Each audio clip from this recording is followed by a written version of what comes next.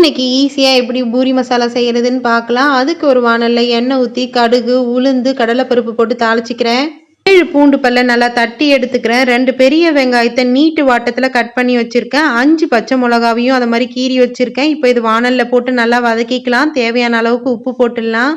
வெங்காயம் கொஞ்சம் வதங்கினதுக்கு அப்புறம் 2 தக்காளி கட் பண்ணி அதில் போட்டு நல்லா வதக்கிக்கிறேன். இப்போ இதில் தேவையான மசாலாலாம் ஆட் பண்ணிடலாம். மஞ்சள்தூள், மிளகாய்த்தூள், கரம் மசாலா போட்டு நல்லா வதக்கிக்கணும். மசாலாலாம் பச்சை வாசனை போகிற வரைக்கும் நல்லா வதக்கிக்கிட்டு இப்போ இதில் தேவையான அளவுக்கு தண்ணி ஊற்றிக்கலாம்.